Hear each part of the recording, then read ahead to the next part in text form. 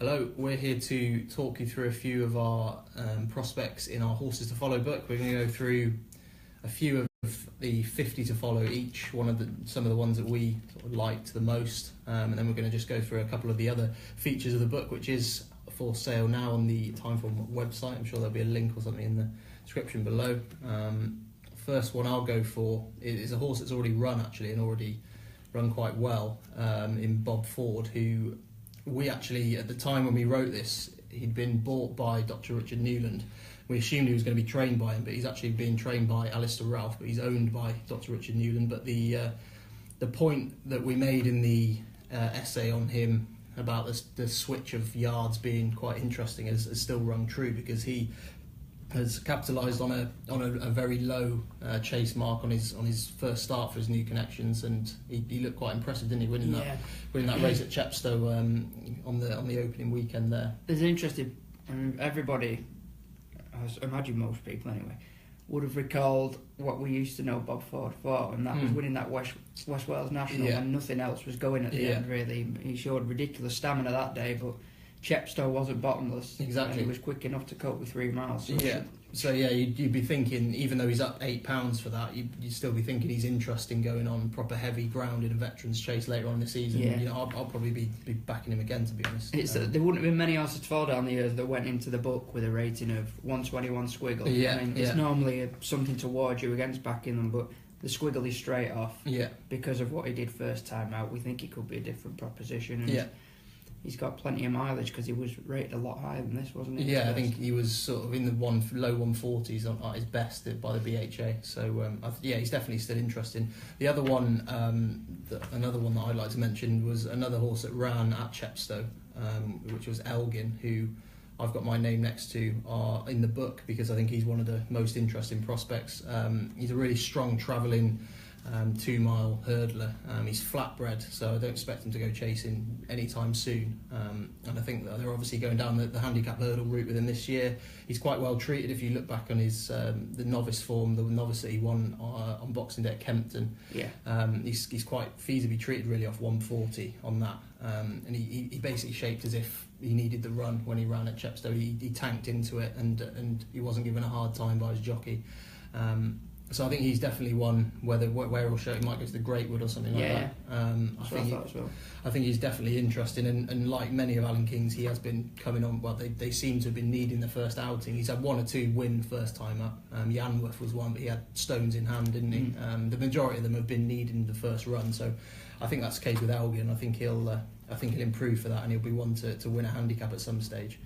A couple of things I like them in that sense is, if we try and say, back these horses blind, you should be able to return a profit, it's blooming hard to do, as we know. But with him, there's no concern as to, when we put him in, we knew it would be 2 mile handicaps, but you can sort of see him, if he makes the progress we expect, he might be something for the elite hurdle or something like that later definitely on. It's a race that King tends to have a runner in most years. Because he was just short of the top novices last year, wasn't he, the novice hurdlers, but he still ran well in those races. Yeah, he did. And behind a few, Neon Wolf and stuff like that. He was second to him, wasn't he? And I think he's definitely still interesting. Another point to make about him is a lot of those novices who I suppose Bouvedere being that sort of category, who even if they don't reach the very top and don't prove to be the dominant 2 miler or stay or whatever trip they run over, a lot have that innate class edge on a lot of horses they run against who may look progressive on the face of it, but they will never have contested the sort of company that Elgin. Definitely, and he's sort of dropping in to those high-end handicaps, isn't he? Having run in those good races last season. That Elgin is definitely one that I'd be still interested in. The other one is that I'll put forward is Impulsive Star, who's trained by Neil Mulholland.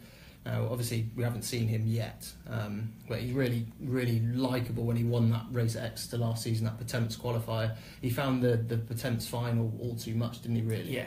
But he was still such an inexperienced horse that, the fact that he's gone off at 8-1 for that race, which was his second start in handicaps, just tells you a lot, doesn't it? He's well regarded, he's progressive, he's going to make a smashing chaser, staying chaser in time. But I think he will win races over hurdles this season at some stage. Yeah, the Exeter race worked out really well. It did. I think our hurdles handicapper Martin Rigg thought he was probably one of the best handicapped horses at the festival, but some things you can't account for is, will the horse cope with a ridiculously big field compared to what he's normally it was just completely different to what he'd been running in prior. He'd been running in novices, quite small fields. Obviously, the Exeter race had a few more runners, but it's nothing like 20 odd in a festival handicap going mad. Under conditions that were quicker than he'd faced before. And his novice form, the best of it had come with more give in the ground as well, hadn't it? Those are my. I think Dan's going to take you through a couple. Well, you just told me off air, so to speak, that one of these might be entered at the weekend. That's Brio Conti.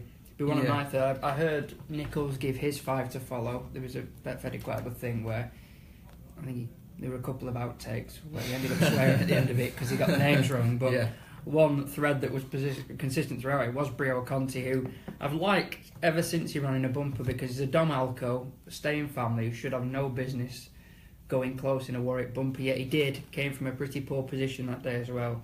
And then after we had him in last year, didn't we? He was one of the two. Yeah, he was in last year. Yeah, it takes a fair bit for us to have the faith to put them in again. But he tipped up on his hurdling debut, and then just went from strength to strength. And he ended up contesting graded novice at Aintree. Perhaps he wasn't quite up to it at that point, but he still finished 5th. He'd have probably won the Martin Pipe, wouldn't he? If he didn't quite get into that, point. And he ended up running in the Kempton consolation race and absolutely tore that field apart, didn't he? So I mean, Nichols probably would have been wishing that he was just a few pounds higher, really, because he probably would have won the Pipey. Yeah, and he's just struck me from day one, not just with the staying pedigree stuff, but as an absolutely ideal type for fences. He is Dom Alco, but he just travels with such enthusiasm. You can just see him relishing. Definitely. He'll be asking where the next fence is rather than hesitating and backing off it. I can just see him taking to it so well. JLT springs to mind as the obvious race for him. Yeah. So I'll switch another one. This is a different background. This is Thomas Campbell, who's the one I've chosen as my Uber nap for the season. It allowed me to go a bit poetic in my write-up and describe how members of the Clarence Club, I'll just read this, very boring, an exclusive dining society formed by the poet Thomas Campbell in the 1820s had, in inverted commas, an undue devotion to the grateful grape. We know a few of those, don't we? Turning to drink might have been a temptation last season for those of us who joined the exclusive punting society centred on the equine Thomas Campbell, and that's pretty much where I stand. I mean, I backed him a few times. It's not just pocket talking, but on occasion, certainly, he left the impression that he had way more to come. Surely better days for him, because he kept getting held up in races where they weren't end-to-end paces, and he was just doing all his best work at the end. He's crying out for 3. He's looked to stay from the start. He's never tried 3, so he's totally unexposed, and I think he's shown enough already to suggest his mark's a good one, and if he can improve as we expect for a longer distance, I mean, there could be 3 or 4 wins in him. He probably would go. I know he's Yates, but he probably would go chasing at some stage as well in the future. That's another option we're going to string to the bow. He's out of Horu, was a really good mare for, I think he was Kelvin Hughes again, but it might have been Alan King this time, but she was very smart, and I reckon he'll prove himself to be so. I just think things have gone against him so far. He's still unexposed, and he's still only a 5-year-old. Yeah, good one. Lastly, I'm going to dip into the Irish section because we do tend to follow from Ireland as well. I mean, we've got jockeys in there. One name that springs to my mind who's already paid dividends is Mitchell Bastian from the Rising Stars. He was in tremendous form when I was at Chepstow the other week.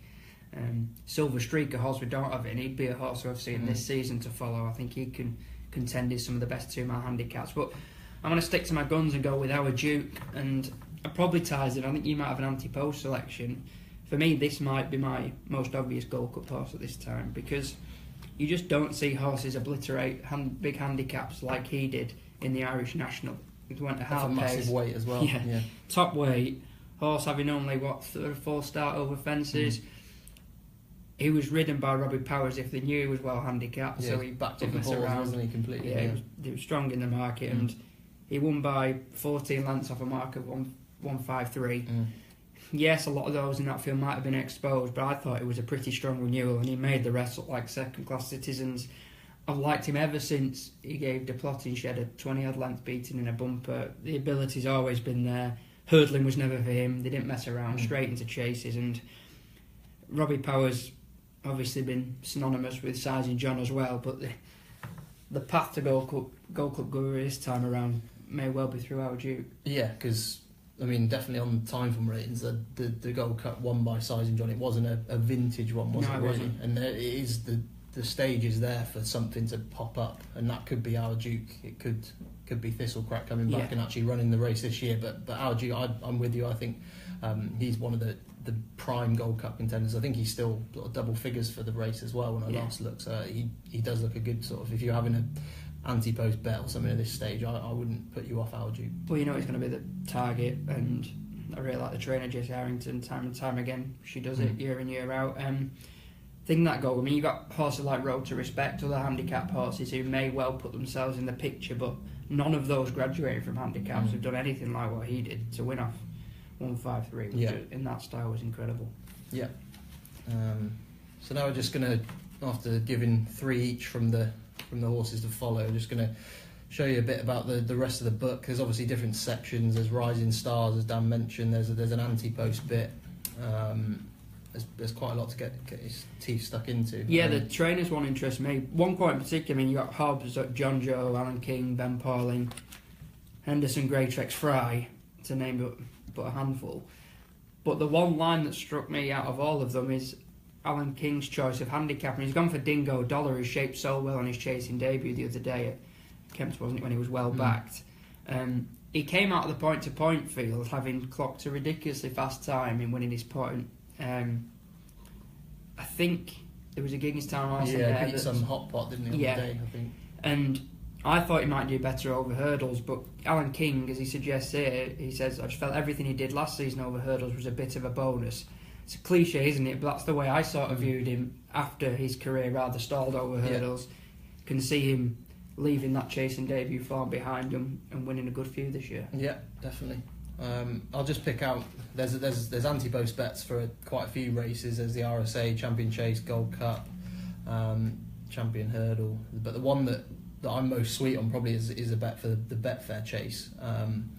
He's a little bit shorter now. I think we've got him at 10-1 in the book. I think he's coming a little bit. I think he's 8-1. But I'm quite keen on Bristol de Mai for the Betfair Chase at the current odds, because we know he's going to go there. We know that Sizing John's probably going to go there. But Sizing John is going to be prepared for a long season, probably having the Gold Cup as his main aim. They have said that they're going to try and target this £1 million treble that again is seemingly going to be happening this year. But he is going to have other things in mind, even though he'll be straight enough for this. But he's going to have bigger targets. I agree, yeah, absolutely. Whereas Bristol de Mai, this is going to be his Gold Cup, I think, because the twice that he's run at Haydock on bottomless ground, which it probably will be, let's face it. I think 4 or maybe 5 the last 5 renewals have all been on heavy ground in the Betfair Chase. He's going to, under similar conditions at the same track, he's 2 from 2, and he's won by absolute streets on both occasions. Now, one of those was a handicap and one of those was a Grade 2 novice a couple of seasons ago, but he's only still a youngster. I mean, he's I think he's 6 now. Going on 7. Yeah. Well, I think Peter Marsh last year was outrageous. Yeah, well, that was people were perhaps rightfully having a few quid on him at big odds for the Gold Cup on the back of that, and based on what he did off that sort of mark. But he's having a prep run. He was supposed to run at Stratford on Saturday, but they pulled him out because the ground was too quick. I backed him on Saturday, actually. Yeah, he was quite strong in the market before he came out, which is good to see. And then he's going to run now, I think, at Aintree on Sunday, if the ground's slow enough. Right. So yeah, again, you're going to have a run into him. Exactly. As well. Yeah, he's going to be primed for this. It's going to be his target, his seasonal target. I think will be this race. And if he's ever going to win a Grade 1, I think it will be this race this year. So that would be my best anti-post bet in the book. But there are others in there. There's other good ones in there. So you'll have to buy the book and find out some of the others. Do you have to less than a tenner? It is. Yeah, you get 5p back if you advertising spiel. Yeah. But I think that's just about it, isn't it? Yeah, I think so. So hope you enjoy it.